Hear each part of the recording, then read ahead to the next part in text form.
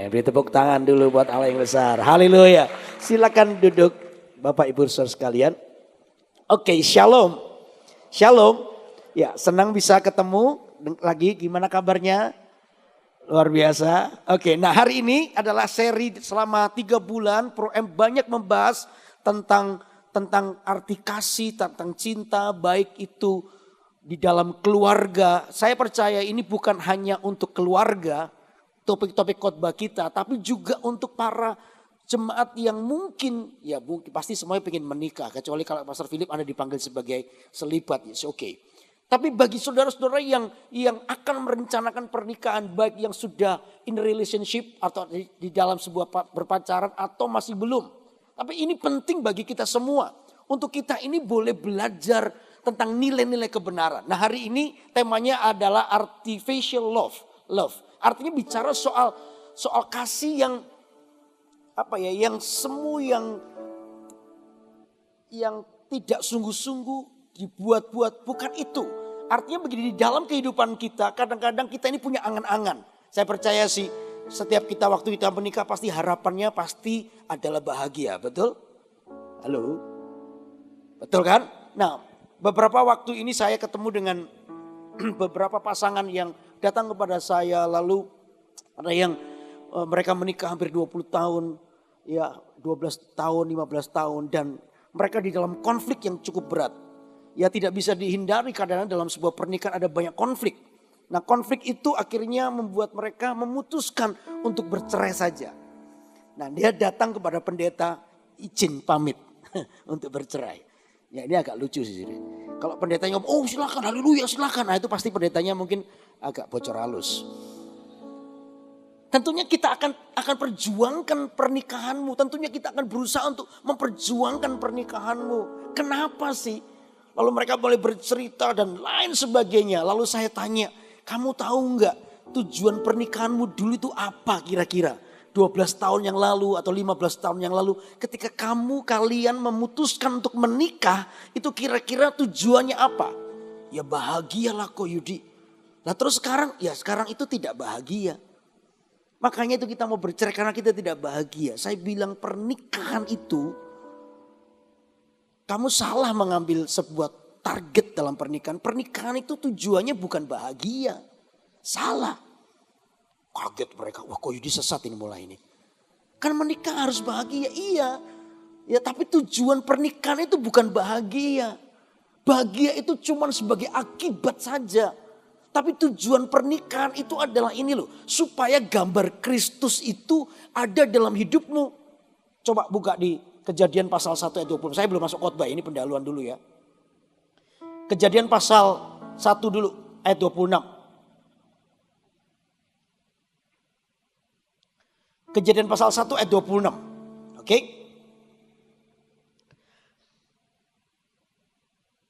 Oke, saya akan bacakan.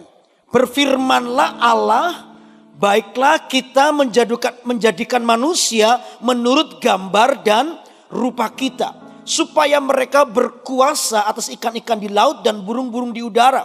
Dan atas ternak dan atas seluruh bumi dan atas segala binatang melata yang merayap di bumi. Maka Allah, apa saudara? Menciptakan manusia itu menurut apa? Gambarnya. Menurut gambar Allah diciptakan dia laki-laki dan perempuan. Diciptakannya mereka. Ini pernah saya sampaikan waktu di in relationship before I do. Ya, saya ulangi sedikit saja. Saya nggak khotbah ini sih. Jadi jelas sekali bahwa kita itu adalah gambarnya Tuhan. Diciptakannya manusia menurut gambar Allah. Diciptakannya mereka laki-laki dan perempuan. Oh ternyata laki-laki di sini itu Anda adalah gambar Tuhan. Yang wanita di sini Anda adalah gambar Tuhan. Jadi ketika laki-laki dan wanita ini bersatu di dalam sebuah wadah yang namanya pernikahan. Jelas sebenarnya gambar Tuhan secara sempurna itu harusnya nyata. Katakan amin. Tapi persoalannya justru rumah tangga itu bukan lagi seperti surga. Tapi seperti neraka bagi beberapa orang. Karena mereka gagal untuk mengerti tujuan dari pernikahan. Tuhan itu menciptakan Anda dan saya itu sesuai dengan gambarnya. Coba lihat kanan kirimu. Gak nyangka loh kamu ini gambar Tuhan. Coba beritahu kanan kiri. Tambah gini, modelmu begini ternyata gambar Tuhan. Gak nyangka loh, model begini nih gambar Tuhan. Jangan diremehkan nih model begini gambar Tuhan. Kita itu gambar Tuhan. Nah tujuannya di dalam pernikahan adalah supaya gambar Allah sebagai pria dan wanita itu menjadi sempurna. Nah banyak orang akhirnya gak mengerti tentang ini. Akibatnya justru kalau Anda belum pernah ke surga. Ya sebenarnya kalau Anda mau melihat surga itu di mana? Di keluarga sebenarnya. Kenapa? Disitulah miniatur surga dibangun. Di mana pria dan wanita yang dikatakan menurut gambar Allah klop dijadikan satu. Jadi sempurna. Cuman masalahnya orang tidak tahu tujuannya. Sehingga mereka mulai tidak lagi menjadi gambar Kristus. Tidak menjadi gambar Tuhan. Mereka justru kebalikannya. Sehingga rumah tangga yang diharapkan menjadi miniatur kerajaan surga. Tapi bagi beberapa orang akhirnya jadi neraka. Kepinginnya bahagia, akhirnya gak bahagia. Kepinginnya sukacita, tapi gak sukacita. Karena mereka cuma taunya bahagia, tapi dia gak mau dibentuk hidupnya menjadi serupa dengan Tuhan. Dosanya jalan terus, karakternya dibiarkan buruk, dan lain sebagainya. Nah malam hari ini saya mengajar kepada Anda nilai-nilai yang harus dimiliki oleh seorang suami dan istri. Atau Anda yang masih bujang hari ini belajar kelak. Anda harus punya nilai-nilai ini. Supaya kekuatan pernikahanmu itu menjadi berkat buat dirimu dan orang lain. Katakan amin. Halo amin. Siap? Siap? Coba mic-nya ini agak noise. Agak dikecilin dikit. Ya oke. Yang pertama kita coba buka Alkitab kita dulu. Kidung Agung, nah kita akan belajar Kidung Agung sekarang. Kidung Agung pasal yang ke-8. Kidung Agung pasal ke-8 ayat yang ke-6 dan 7. Saya mencoba untuk pelan-pelan supaya kita jelas ya. Kalau saya agak cepat-cepat dikit mungkin ada yang beritahu kecepatan kok ya. Dulu memang waktu saya lahir agak terburu-buru, jadi memang akhirnya suka kecepatan. Belum waktunya lahir saya sudah kepingin lahir ya. Sudah gak tahan ya. Oke. Kidung Agung pasal 8 ayat 6 dan 7. Coba kita baca ayat 6. Oke, 2, 3. Taruhlah aku seperti materai pada hatimu, seperti materai pada lenganmu, karena cinta kuat seperti maut. Kegairan gigi seperti dunia orang mati. Nyalanya adalah nyala api seperti nyala api Tuhan. Air yang banyak tak dapat memadamkan cinta. Sungai-sungai tak dapat menghanyutkannya. Sekalipun orang memberi segala harta benda rumahnya untuk cinta, namun ia pasti akan apa? Dihina. Sesuatu yang real, yang nyata, yang malam ini saya mau sampaikan kepada Anda adalah dilihat begini loh. Kadang orang itu berangan-angan. Kadang orang itu punya sebuah angan-angan dalam pernikahan ya. Lalu kita ini mulai punya mimpi-mimpi yang kadang-kadang gitu ya. Dulu kita punya mimpi, nanti aku ini pengen menikah dengan seorang wanita, ini pria ya, wanita yang pintar nyanyi. Waktu pagi-pagi saya dibuatin dibuatin kopi susu sambil nyanyi gitu. Disuguhi sambil nyanyi, mau tidur dinyanyiin, semua begitu. Ada orang yang mikir begitu ya, karena mungkin dia terpengaruh film India jadi suka begitu. Dikit-dikit nyanyi. Kalau ada tiang tiba-tiba diputeri tiangnya. Ya tiang itu gak aman kalau di rumah ya. Sudah orang punya mimpi ya, lalu tiba-tiba satu saat ketemu dengan istri yang mungkin awalnya kelihatan oke ya, berpacaran kelihatan oke, begitu masuk dalam pernikahan itu mulai kelihatan yang sesungguhnya. Nah saudara, penting di sini untuk melihat arti cinta kita. Cinta kita ini tidak sebatas kepada sebuah kebaikan atau kelebihan pasangan. Cinta kita itu harus sampai kepada kelemahannya. Katakan amin. Halo amin. Cinta itu harus dibangun. Makanya dikatakan begini ayat yang ke-6. Taruhlah aku seperti apa? Meterai pada hatimu. Apa sih maksud meterai? Meterai itu adalah tanda sebuah komitmen. Itu meterai. Jadi kalau Anda tanda tangan sebuah komitmen, untuk komitmen Anda tanda tangan di atas apa? Meterai. Itu bicara soal Anda dengan sengaja, dengan sadar berkata oke, aku komitmen.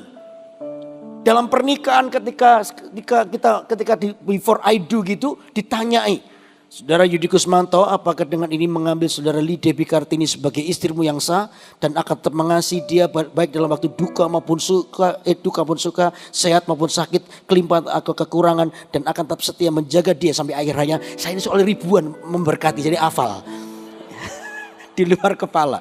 Ya, baik suka maupun duka, sehat maupun sakit, kelimpahan atau kekurangan, dan akan tetap setia menjaga dia sampai akhir hayatnya.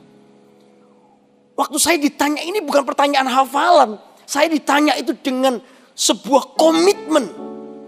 Waktu saya menjawabnya itu yes I do atau ya saya bersedia. Itu bukan sekedar hafal, ya saya bersedia. Pertanyaannya apa tadi? Enggak begitu, Saudara. Saya tahu apa yang ditanyakan dan ketika saya jawab itu saya sadar betul. Saya melibatkan seluruh hidup saya di situ. Ada sebuah komitmen yang dibangun. Ketika itu saya sedang menandatangani sebuah perjanjian di atas meterai yang atas namanya cinta. Saya coba di situ dan saya komitmen. Ketika itu dibangun sungguh-sungguh, kita ini boleh tahu nanti mulai hari pertama, hari kedua mulai kelihatan.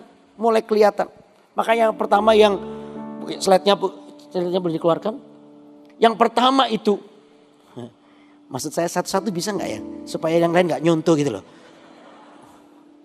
Oke, kalau nggak bisa ya sudah begini aja ya. Yang pertama adalah cinta itu harus dibangun. Cinta itu bukan hanya jatuh, tapi dibangun.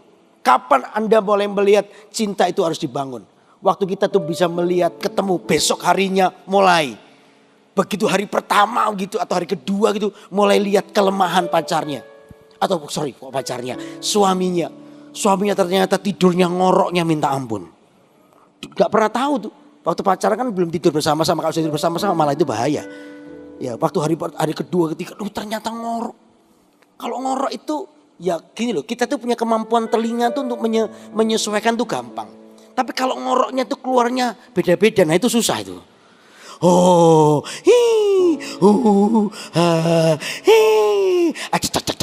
cek gitu. Nah itu gak enak itu. Saya itu pernah punya temen gitu saya. Kita itu sering pelayanan bareng waktu masih bujang. Suka pelayanan bareng. Ya satu saat itu pernah ke satu kota gitu ya. Kita tidur satu kamar bertiga tuh. Dia ngorok dan ngoroknya gitu. Modelnya keluarnya tuh macam-macam. Wow. Ya gitu. Kadang cek. Aduh saya nggak bisa tidur. Dan dia itu nggak enaknya, dia tidur lebih cepat sekali. Begitu hai shalom ya langsung hilang. Saya ini butuh pemanasan dulu, saya perlu apa. Ini langsung gitu, wah jadi saya nggak bisa tidur. Satu malam itu saya terganggu sekali, besok pagi saya mau khotbah nggak bisa tidur. Dia ngorok, gitu. Aduh. Saya coba bangun gitu. Apa? Aku tidur dulu ya. Ya. Saya mau tidur, dia tidur lagi. Wow, lama sampai jam 1 pagi, balik jam 7 saya sudah kebaktian, saya mau khotbah. Aduh, saya punya ide, tak tendang kakinya. Buak begitu keras tuh, dia kaget lihat saya. Tak tanyain, namamu siapa? Dia bingung, begitu dia bingung saya tidur duluan saudara. Saya nggak terganggu, besok pagi. Tak tanyain, kamu tahu namamu siapa? Tahu. Tapi kemarin dia bilang, oh ya namaku siapa ya gitu. Kadang-kadang begitu. Nah ini tidak seindah warna aslinya. Makanya yang pertama, cinta itu harus dibangun. Kapan dibangun? Ketika mungkin Anda melihat kelemahan daripada pasangannya. Kelemahan dari pasangan. Disitulah komitmennya. Jangan punya angan-angan, makanya dikatakan di sini sebagai artificial love yang kita ini cuman taunya pasangan kita mau perfect.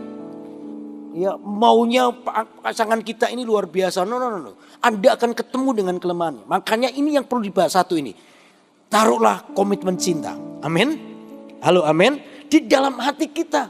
Kapan saat membangun cinta itu? Ketika Anda ketemu dengan kelemahan pasangan. Waktu Anda ketemu dengan kelemahan pasangan, disitulah waktu yang paling baik untuk Anda mulai membangun cintamu. Kita itu tidak menikah dengan seorang yang perfect, sempurna sekali. No. Ada banyak kekurangan. ada banyak kekurangan. Tapi justru ketika Anda melihat itu adalah waktunya pastel itu mau dipasangkan. Amin. Pastel itu mau dipasangkan. Kalau kita lihat alat musik ini berbeda-beda, bunyinya juga beda. Kalau ini lihat aja, kalau musik menonjol, pengen menonjol dan lain sebagainya, pasti nggak enak. Mereka ini bisa kita dengar baik. Notabene beri tepuk tangan buat pemain musik hari ini. Menurut saya mereka keren. Menurut saya ya keren. Ini grup apa ya? Grup A. Ya. Tiba-tiba mereka bisa saling melengkapi. Tiba-tiba mereka bisa saling melengkapi satu dengan yang lainnya. Sehingga terbentuk sebuah irama atau musik yang kita bisa sukai. Mereka saling melengkapi. Kalau berdiri sendiri kelemahan, coba Anda lihat drum main sendiri. Bukan bangkit, dutak sabangjang gitu. Kita kayak kelotekan tanda bedas begitu. Gak enak. Ya kalau dipasangkan dengan keyboard, dengan bass, dengan drum. Jadi harmoni, apalagi ada stringnya, ada gitarnya ngisi-ngisi begitu. Kita bisa mengikuti. Enak. Kelemahan demi kelemahan. Ketemu dengan kelemahan dan ketemu dengan kelebihan. Itu puzzle yang kuat. Maka disitulah akan keluar satu bunyi yang namanya harmoni. Amin. Untuk musik. Untuk rumah tangga keluar bunyi yang namanya harmonis. Kenapa? Karena disitulah saling melengkapi. Amin. Makanya itu penting satu ini. Komitmen. Ya, komitmen. Untuk kita ini bisa membangun cinta kita. Yang kedua tadi menerima apa? Kelemahan di dalam perubahan. Yang kedua nih. Menerima kelemahan dan perubahan. Ingat ya, kadang-kadang dalam pernikahan itu ada banyak perubahan. Contoh paling gampang, maafkan saya nggak nyindir sama siapa ini ya, maafkan saya. Contoh bentuk badan misalnya. Ya dulu waktu menikah diberkati beratnya 49, tinggi 59, itu ideal banget tuh untuk wanita tuh. Betul ya? 159 pasti gitu Pak, ya. 100-nya jatuh. 159, beratnya 49, wow itu ideal, tinggi 150 tinggi ya? Oh enggak ya? Ya lumayan lah ya, daripada 149 kan lebih tinggi 159 itu. 159, wah lumayan begitu, oke begitu. Ya waktu begitu menikah punya anak satu beratnya nambah 10 kilo, punya anak kedua nambah 15 kilo. Tidak semua memang ada orang yang menjaga, tapi ada beberapa orang yang mungkin gagal menjaganya. Ya, anak ketiga tambah 15 kilo lagi. Anak keempat tambah 20 kilo. Begitu anak keempat selesai, hasil akhirnya adalah 94. 49 jadi 94. Itu kalau yang dilihat jasmani lalu tidak bisa menerima kelemahan dan perubahan itu. Waduh saudara. Dia pasti terus lihat, ya maaf ya, bangun tidur lihat sebelah, ini badan apa gerdu cek gede ini sih. Akhirnya yang dilihat terus kelemahannya terus. Ya kelemahannya terus, aku ini dulu kepingin menikah dengan pramugari sama Pragawati, kok keliru ya. Pramugari ya bagus juga ya. Pramugari atau Pragawati yang tinggi, wah semampai luar biasa. Kok sekarang kok jadi gerdu begini? Waduh akhirnya mulai gak tahan. Ya, akhirnya terjadi perselingkuhan dan lain sebagainya. Karena kita gak bisa menerima sebuah kenyataan. Akhirnya akibatnya istrinya dihajar. KDR itu macam-macam, bukan hanya dipukul, bukan loh. Tapi suruh sit up 500 kali gitu. Ayo sit up 500 kali, waduh 500 kali. Ayo tiap hari 500 kali biar kurus gitu. Kamu tampilnya jelek, waduh terus digituin, kasihan istrinya. Istrinya akhirnya mencoba operasi plastik semua, ditarikin semua. Demi suaminya ditarik semua, lama-lama ngumpul di sini semua itu. Jadi akhirnya jadi beban, sesuatu yang ya saya ngomong begini bukan berarti lalu kita setelah ini Pro-M tampil kelomprot semua, bukan. Tapi bagi pasangan belajarlah untuk menerima keadaan. Apalagi kalau memang perlu dijaga dan it's okay, bagus. Tapi kalaupun masih gagal, please jangan terus diintimidasi. Ini namanya kita sedang menarik sebuah sesuatu yang justru akan membuat orang ini, pasangan kita tertekan. Yang suami mungkin bisnis itu kadang-kadang up and down. Ketika down begitu, jangan terus digrogoti. Istri itu harus harus jadi orang yang menyemangati suami. Katakan amin. Wanita itu harus menjadi penyemangat. Wanita itu perkataannya harus membangun. Karena waktu yang lalu ada jemaat yang ngomong sama saya. Aduh Pak, saya gak tahan sama istri saya. Kalau ngomong itu kasar minta ampun. Oh iya, kenapa? Ya itu Pak, kalau ngomong itu gak hati-hati gitu loh. Kalau ngomong itu akan japlak gitu loh. Gak enak kalau didengerin. Kenapa? Saya bilang, ya itu kemarin tuh saya ini kan punya masalah sama teman saya sekantor Pak. Dia itu buat salah teman saya sekantor. Lalu saya tegur, dia gak terima, malah saya dimarahin. Waktu saya dimarahin saya juga emosi Pak. Wah saya emosi, waktu saya emosi itu tiba-tiba saya maki. Orang itu blok begitu. Waktu habis saya maki itu saya tuh kayak merasa bersalah gitu.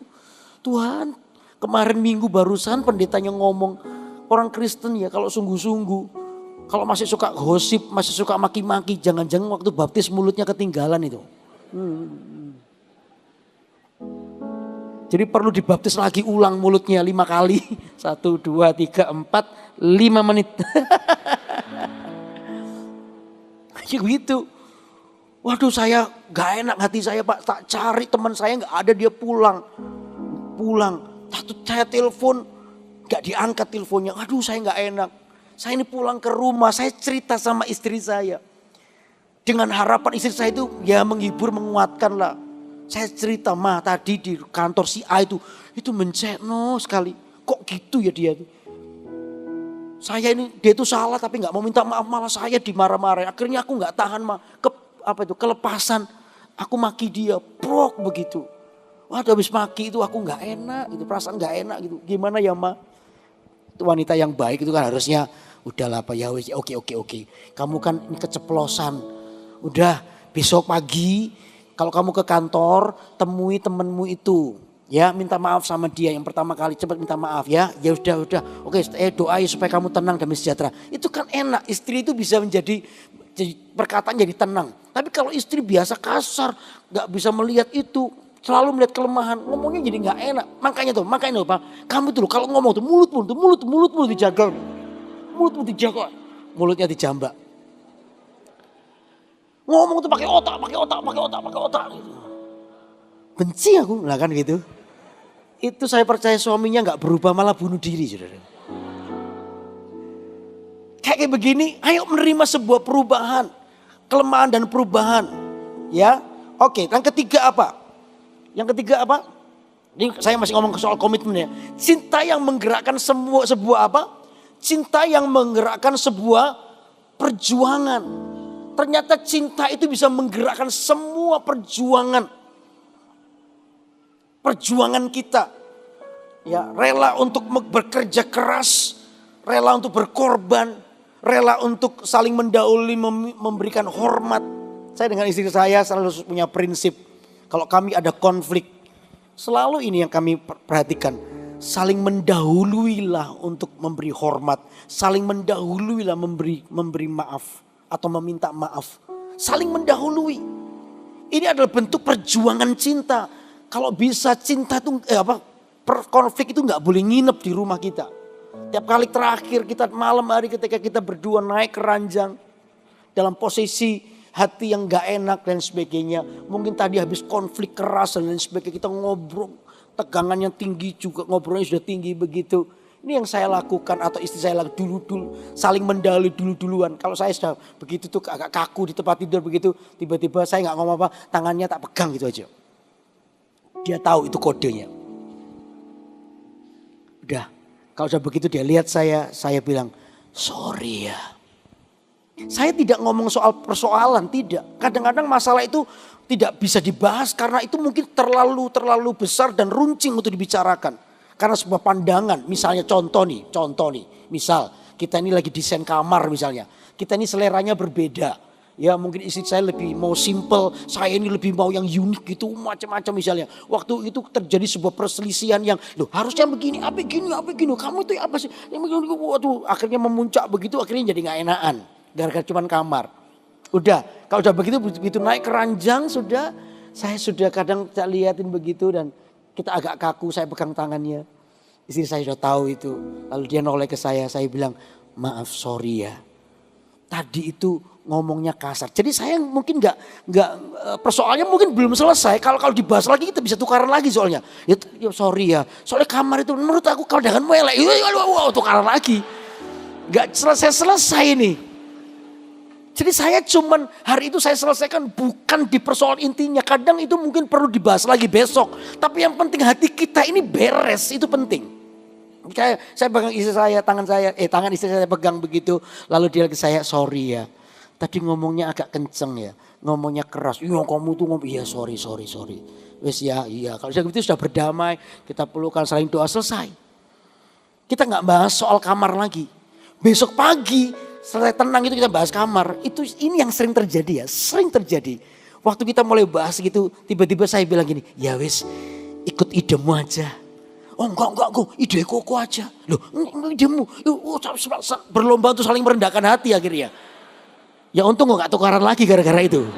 Kebalik itu. Itu bisa begitu itu. Dan secara jujur, kita ini jarang konflik. Semua kayak begitu bisa selesai dengan baik. Karena kita belajar untuk melihat ini loh. Bahwa cinta itu perlu diperjuangkan. Katakan amin. Saya selalu bilang kepada suami atau istri atau orang-orang gini loh. Kalau kamu pingin keluargamu tetap utuh, perlu perjuangan cinta. Perjuangan cinta itu mungkin satu saat kamu perlu rendah hati. Untuk memperjuangkan cinta itu perlu kamu ngalah. Perjuangan cinta itu kadang kamu perlu untuk say sorry. Kadang itu kalau merasa aku kok gak salah kok. Aku ini gak salah, dia yang salah kok, aku yang say sorry. Gak perlu lihat yang itu. Perjuangan cinta itu butuh sebuah pengorbanan. Katakan amin. Demi itulah maka keluargamu akan disebut bahagia nanti. Halo amin. Nah contoh yang lain, pandangan cinta. Pandangan cinta bagi pria dan wanita itu beda. Makanya ini perlu ngerti. Kadang-kadang ini yang jadi miss di sini. Bagi seorang pria, ekspresi kasihnya pada keluarga itu cara apa ya? Cara gimana? Dia akan bekerja keras untuk memenuhi kebutuhan keluarga. Itu kebanggaan pria. Betul nggak? Halo, betul nggak? Pria itu senang kerja. Dia tuh senang kalau traktir keluarganya, anaknya, ayo makan-makan, ayo papanya bayar, wes papanya uangnya banyak, itu seneng banget, itu kayak kebanggaan gitu loh. Merasa terhormat, merasa dihargai di rumah, itu pria. Itu bentuk gengsinya atau itu bentuk pride-nya, pride-nya itu. Bentuk pride-nya.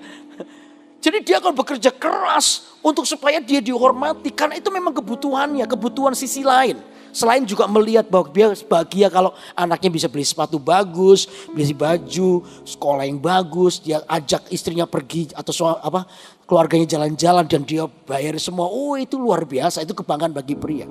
Tapi cinta bagi wanita itu bukan sekedar, ini wanita yang genah loh. Wanita yang genah ya, ada wanita yang gak genah soalnya. Itu bukan hanya uang. Wanita itu bagi seorang wanita itu kehadiran suami itu penting. Halo, amin para ibu-ibu. Loh kok gak ada yang amin nih? Curiga saya. Bagi wanita itu kehadiran suami itu penting. Jadi bukan hanya soal uangnya aja. Ada yang ibu-ibu atau wanita yang begini, gak apa-apa. Suami gak usah pulang, gak apa-apa, yang penting uangnya pulang. Itu salah. Itu gak bener itu. Itu yang sebut tadi gak genah itu. Tapi bagi seorang wanita yang baik, yang tahu kehadiran pria itu ketika dia susah, dia bisa curhat ke prianya. Kalau dia susah itu paling nggak ada bahu yang bisa dia sandarin gitu loh.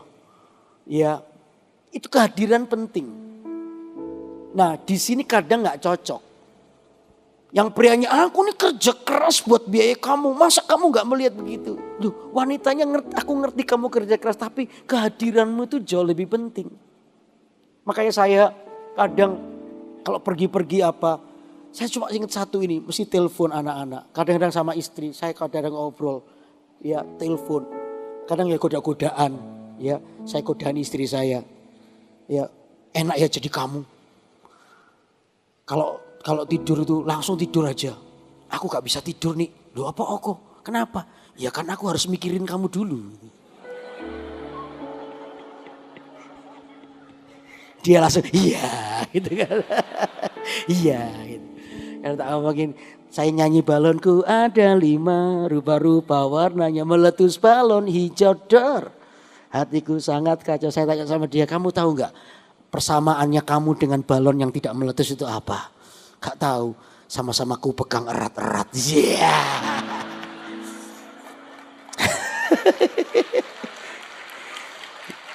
Ini yang bujang belajar gombal setelah ini. Coba kemarin saya ikut ya lomba gombal. Nah, saudara ini perjuangan cinta. Nah, kadang kita nggak ngerti posisi ini. Makanya para suami bukan sekedar Anda cari uang, tapi lihat kehadiranmu itu penting. Tapi bagi istri juga begitu.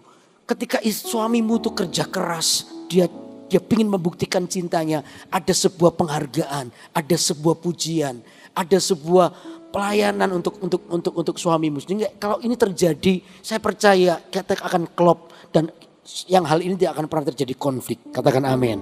Jadi yang pertama adalah komitmen cinta. Yang kedua apa? Nah ini penting saudara. Yang kedua adalah, ini sudah ini. Silakan ganti. Yang kedua. Nah yang kedua itu mengenal perbedaan pria dan wanita. Saya itu pinginnya satu-satu ya. Kok jadi semuanya ya. Kayak gini kan gak rahasia lagi sudah ya. Jadi perbedaan wanita dan pria. Ternyata pengenalan perbedaan itu penting. Anda supaya tahu ketika Anda melihat sebuah kenyataan yang tidak sesuai dengan impian harapan Anda bisa mengerti. Karena memang kita ini beda. Pria dan wanita itu beda. Ya, yang bujang-bujang dengar baik-baik. Supaya ketika Anda memasuki nanti pernikahan Anda ngerti. Oh ternyata kenapa ya wanita begini. Karena memang begitu. Kenapa pria begini? Karena memang begitu. Anda ngerti gak maksud saya? Yang pertama adalah wanita itu dominan di perasaannya. Sedangkan pria itu dominan di pikirannya. Jadi para pria itu dominan di otak kirinya. Otak kiri itu berarti dia berpikir rasional. Ya berpikir begitu di pikirannya. Sedangkan wanita itu banyak digerakkan oleh perasaannya karena otak kanannya yang dominan. Ya itu gampang sih sebenarnya. Kalau Anda gini ya, nggak usah mikir tangan Anda tiba-tiba begini.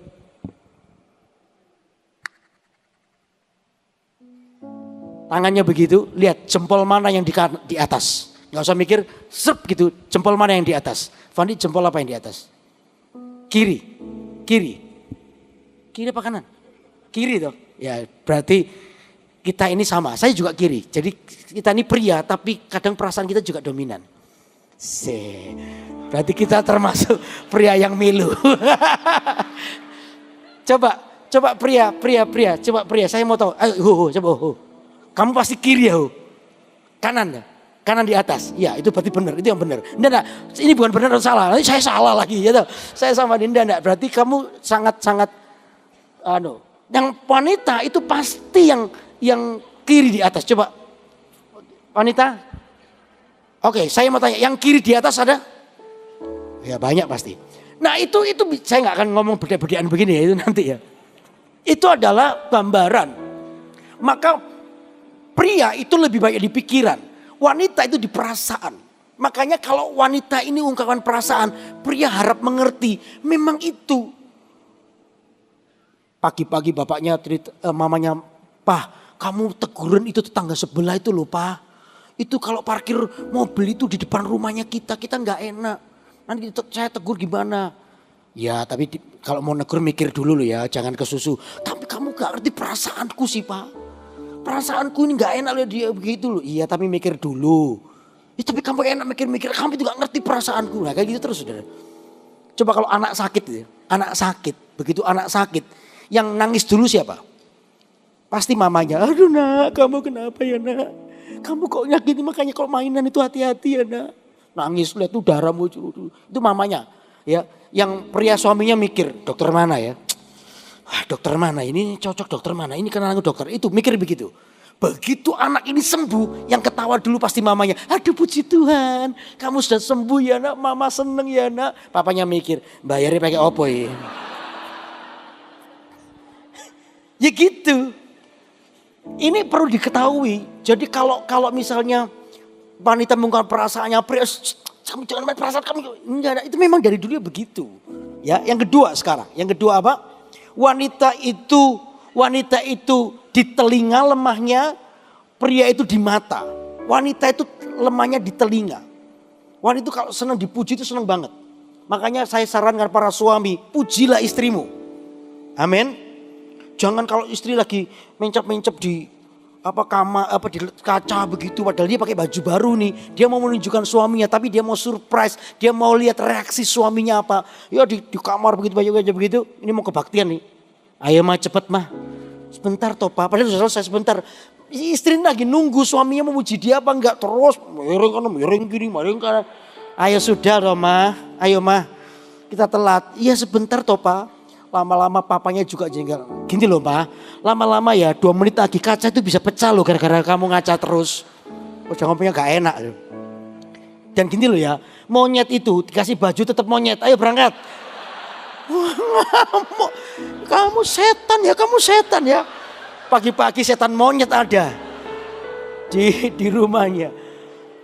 Gak peka, gak sensitif gitu loh. Wanita itu pengen dipuji. Wanita itu pengen diberitahukan apa yang baik. Sekalipun ya terus terang penting. Tapi wanita perlu dipuji. Kalau Anda gak pernah muji pria-pria dengan baik-baik. Kalau kalian gak pernah muji, nanti ada orang lain yang muji. Bahaya lah itu. Sungguhan. Itu bahaya. Nah pria itu kelemahannya mata. Hati-hati dengan matanya pria. Pria itu kalau ngomong gini ya. Fandi gimana ya? Ada yang lihat tuh set ya gitu. Ya apa ya Van ini gini set gitu lah. Itu loh. Perlu dibaptis lagi tuh mata itu. Mata itu kok bisa cepet gitu. Jadi iya Pak Van, set, oh iya. Terus ya apa? Set, oh iya. Ada yang rodok api titik lewat itu langsung set gitu. Ya mesti kasih kacamata kuda ini. Ya hati-hati ya. Saya kadang-kadang ingetin saya, kok kamu ini pendeta, hati-hati matamu ya kok. Iya. Jadi saya kalau sudah lewat begitu ya. Kadang-kadang ini ngomong style bicara soal kekudusan. Kadang ya saya kasih tahu ke jemaat gak apa-apa lah. Penting pakai jam tangan, penting bawa HP itu begitu.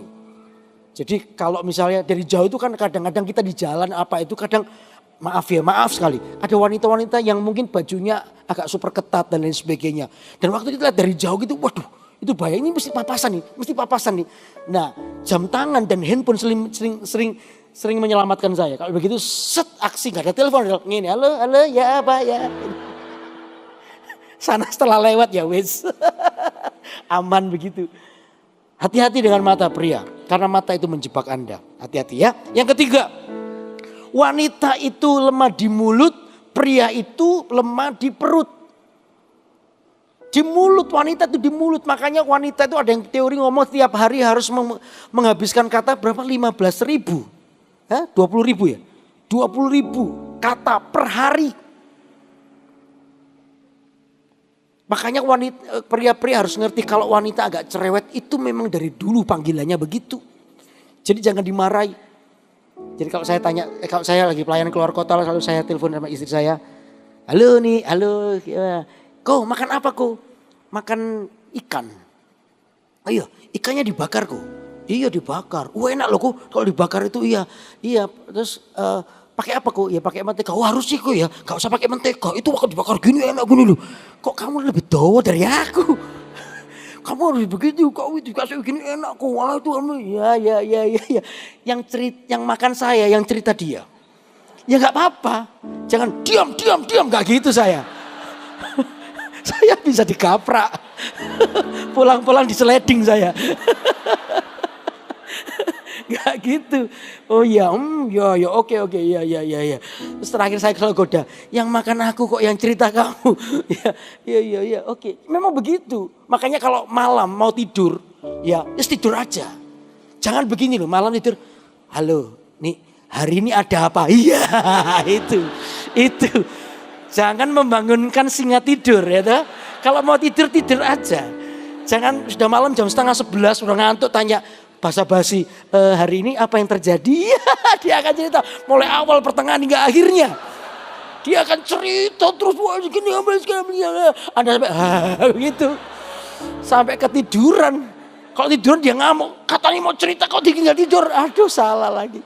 Kepanjangan kamu cerita. Ya memang begitu. Coba dalam pesta itu kelihatan. Ya wanita itu makannya sedikit, ngomongnya banyak. Dia kalau ngambil, ya ini wanita yang genah mas. Itu pasti ngambilnya sedikit, ketemu, hei apa gimana kabarnya. Makanya sak sendok terus ngomongnya 3 jam. Yang pria, lihat pria itu kalau pesta prasmanan gak banyak ngomong. Set, langsung pojokan, set. Nambah lagi, pojokan lagi, set gitu. Pria itu gitu, bahaya. Saya kok curcol gini rasanya. Gak apa-apa, ini sama jemaat sendiri. Ya, jadi kalau pasangan Anda nanti, bagi yang mau menikah atau sekarang agak cerewet dikit, it's okay. Karena memang begitu. Terimalah dia. Kalau enggak, kalau dia disuruh diam kamu gitu terus, nanti dia akan meleter kemana-mana, itu bahaya. Ya, jadi suami harus mendengar. Saya pernah ditegur Tuhan satu saat. Saya dulu waktu awal-awal ketika menikah, belum punya anak. Saya ini kan dulu WL. Kalau WL itu passion worship itu saya itu pernah, mulai sehari bisa 3-4 kali nyanyi terus dan itu capeknya minta ampun. Ya karena memang itu WL-nya sendirian, gak ada orang lain. Jadi saya kalau sudah begitu saya janjian sama istri saya. Dulu waktu zaman itu Liga Italia Serie A itu masih hari Minggu, jadi sekitar jam 9-an. Jadi saya begitu sampai di rumah gitu, saya makan, ya karena istri saya pasti sudah makan, gak mungkin nunggu saya karena saya makan sambil nonton TV bola. Dan istri saya tahu, kalau sudah begitu saya tidak mau diajak ngomong hal yang penting. Iya, tapi satu hari dia lupa, gak tahu dia lupa atau apa begitu. Saya lagi lihat bola gitu tiba-tiba gini, kok tadi itu gini. Waktu saya lihat begitu, saya lihat dia gitu, dia lihat mata saya, oh iya sorry ya ini hari kamu nonton bola, sudah besok aja. Waktu saya, istri saya oke gak apa-apa, besok. Yaudah, begitu saya lihat TV lagi, tiba-tiba Tuhan ngomong jelas dengan saya, Yudi, banyak terjadi persoalan dalam rumah tangga karena salah satunya, karena suami gagal untuk mendengarkan istrinya. Langsung tak matiin TV-nya. Saya nggak usah nonton bola nggak apa-apa. Ya, saya panggil istri saya. Ayo kita ngobrol. Apa? Sambil makan nggak apa-apa ya, nggak apa-apa kok. Akhirnya dia cerita nggak apa-apa kok, nggak usah ngobrol sekarang. Ngomong apa. Saya harus menyediakan waktu dan hari ini itu mengubah hidup saya. Saya nggak boleh sama seperti yang lalu. Hari ini saya berubah. Saya mendengar apa yang dikatakan oleh istri saya. Karena itu penting. Halo, amin. Karena memang istri ya begitu. Ya, jadi jangan ditengking, jangan. Memang begitu. Oke. Kalau pria itu di perut. Ingat ya, kalau laki-laki itu baru habis pulang kantor kerja, perutnya lapar, jangan diajak tukaran. Atau jangan dikasih, kamu diambak itu emosinya gak stabil. Karena perutnya kosong. Betul pria? Kalau lapar itu pria itu gampang emosi. Tanya Ko Wilson. Itu kalau perutnya lapar itu emosinya gak stabil. Betul ya, bukannya Ko Wilson. Saya juga kadang gak bisa mikir, wah emosinya begitu. Kalau makanya para wanita kalau lihat suami atau pacar begitu, ya suami khususnya kasih makan dulu enak. Habis dia kenyang baru dibantai. Oh bukan. Dia kenyang baru diajak ngomong. Itu tenang, itu pria. Oke, terus. Wanita itu melihat masa lalu dan pria itu melihat ke depan. Ini yang kadang gak ketemu perbedaan ini. Ya wanita itu selalu melihat lalu, makanya perasaannya dominan. Wanita itu lebih ya pria juga bisa sebenarnya, tapi wanita itu lebih gampang untuk nyimpan kepahitan. Ya, nyimpan kepahitan karena selalu orientasinya itu di masa lalu. Jadi selalu ingatkanlah, ayo please, gak boleh lihat masa lalu. Dulu kamu begitu. Jadi kalau bertengkar itu selalu, kalau ada pasangan ya ketemu dengan saya, mereka bertengkar berdua gitu. Pernah satu saat waktu Cempaka itu mereka bertengkar di depan saya. Ya apa itu cecehan itu apa ya? Apa itu saling menyerang begitu loh. Waduh yang prianya, tapi kan gak bisa gini wanita loh. Ya dulu kamu dari dulu gitu, kamu gak berubah. 15 tahun yang lalu kamu ya gitu. Wah terus kok suwene ya. 15 tahun terus diulang-ulang terus diulang-ulang terus. Saya bilang sama ibu ini, ibu harus sembuh. Ya tapi ini Pak gak berubah dari dulu begitu. Akhirnya waktu itu suaminya agak emosi, dia nampar istrinya di depan saya. Tak halangi tanganku yang ditampar akhirnya. Jadi ya kayak begitu, mereka terus dalam situasinya gitu. Ingat ya, itu kelemahan. Ya, harus selalu diingatkan. Yang pria juga coba ngerti, wanita itu kadang suka di masa lalu. Kalau sampai seperti itu, ingatkan aja pelan-pelan. Maka kita akan melihat bahwa kita akan terus berjalan bersama-sama. Katakan amin. Halo amin. Jadi ini yang perbedaan pria dan wanita. Oke, yang ketiga sekarang. Kenapa ini saya jelaskan supaya Anda tahu ternyata pasanganmu ini bukan yang sempurna. Tidak sempurna, tapi karena ada Anda yang menerimanya maka bisa menjadi sempurna. Katakan amin. Oke, yang ketiga.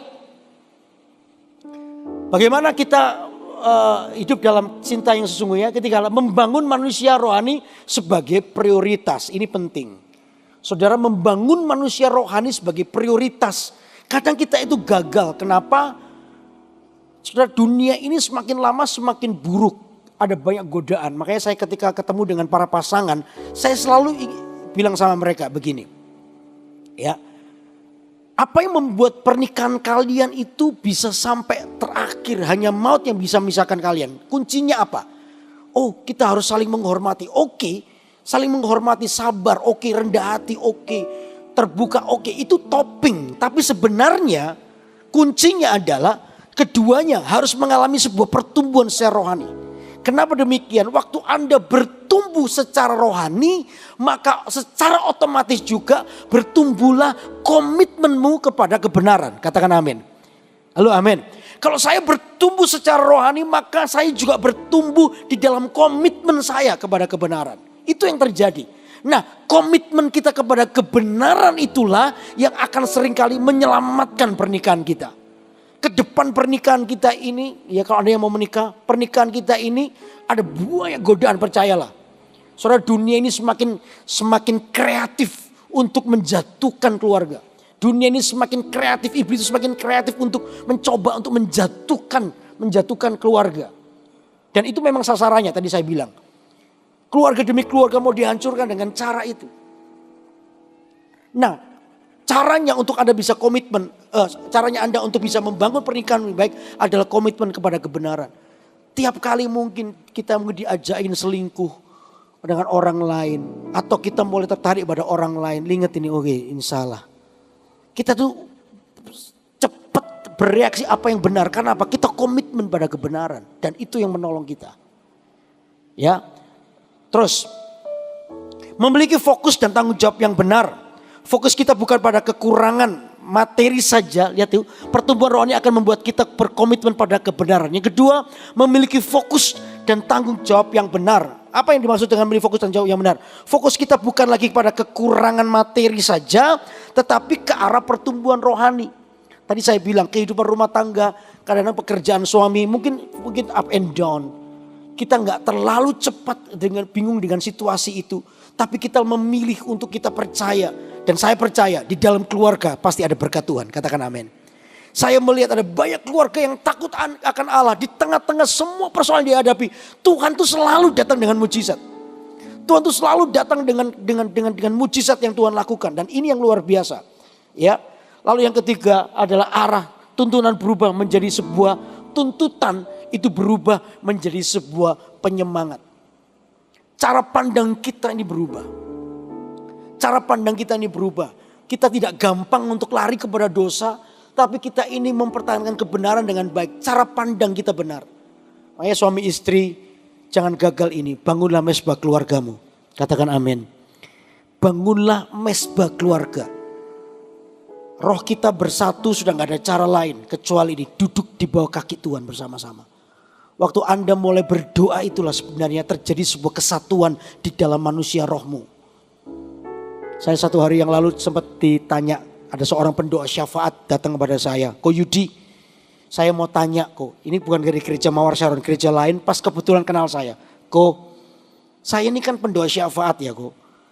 Saya ini suka berpuasa juga. Tapi kenapa ya kok 3 bulan terakhir ini saya ini konflik dengan istri saya. Hampir tiap hari loh kok. Soal apa saja konflik. Soal apa saja konflik. Gimana ya kok. Saya ini kan pendoa. Ya saya ngerti pendoa syafaat tuh lebih suka berdoa daripada makan kan begitu. Betul gak? Mau milih doa atau makan rawon itu dia pasti pilih doa. Betul gak? Amin para pendoa. Oh enggak ada yang amin ya udah. Amin. Gitu. Kok bisa? Saya ngalami itu kok bisa? Saya pertama juga bingung. Kok bisa ya? Iya ini kan pendoa harusnya kan oke. Kok kenapa kok sampai konflik tiap hari 3 bulan dengan istri saya. Sampai istrinya terakhir katanya tadi malam itu minta cerai. Kok bisa ya? Tiba-tiba tuh Tuhan kayak taruh di hati saya. Saya coba mendengar apa yang tidak dia katakan. Tiba-tiba Tuhan bilang, beritahukan kepada saya, tanya kepada dia, kapan terakhir doa dengan istrinya? Kapan terakhir? Akhirnya saya tanya begini, Pak, kapan terakhir doa dengan istrimu? Dia kaget. Nah itu Pak, saya sudah tidak pernah lagi berdoa dengan istri saya. Sudah lama gak pernah berdoa. Nah itu problemnya. Doa pribadi itu akan mengcover dirimu secara pribadi. Tapi berdoa bareng istri itu mengcover komunikasi antara kalian. Berapa banyak terjadi misunderstanding, ada terjadi miskomunikasi gara-gara apa? Mezbahnya dibiarkan runtuh. Cara pandangnya jadi salah, dibiarkan runtuh seperti itu. Nah ini bahaya. Makanya untuk Anda bisa menerima dengan cinta yang sejati. Dimulai dari ini. Bangun mezbahmu. Katakan amin. Bangun mezbahmu. Kalau ada orang-orang yang hari ini yang sudah punya suami istri yang hubungannya juga baik. Jangan-jangan kau biarkan mezbah itu runtuh. Jangan-jangan kau biarkan imanmu lagi lemah. Lalu kau gampang curiga dengan pasanganmu. Jangan-jangan mezbahmu sudah runtuh. Kalau ngomong nyelekit gak enak saling menyakiti. Jangan-jangan mezbah itu sudah mulai runtuh. Jangan biarkan mezbah itu runtuh. Begitu mezbah itu runtuh, maka akan ada banyak kesempatan bagi iblis untuk menghancurkan kita. Tapi selama mezbah itu berdiri, saya percaya Tuhan mengcover hidup kita. Katakan amin. Halo amin. Karena itu ayo bangun ini. Ya untuk supaya kita ini tetap hidup benar di hadapan Tuhan. Suami istri yang sudah suami istri, bangun hidupmu baik-baik dengan cinta yang sejati. Cinta yang benar, bukan kamuflase biasa. Ya bukan tipuan, tapi sungguh-sungguh mendarat dan lihat bahwa pasanganmu ini bukan orang yang sempurna, ada banyak kekurangan. Tapi dari kekurangan itu ketika ada Anda maka menjadi sempurna. Halo amin. Halo amin. Itu yang harus dibangun. Bagi yang bujang hari ini belajar sesuatu malam ini. Supaya nanti ketika Anda menikah Anda akan tahu bagaimana cara membangun komunikasi dengan pasanganmu. Dan saya percaya keluarga di Pro M dan semua orang di sini pasti diberkati Tuhan. Beri tepuk tangan buat Allah kita. Haleluya. Mari kita bangkit berdiri bersama-sama.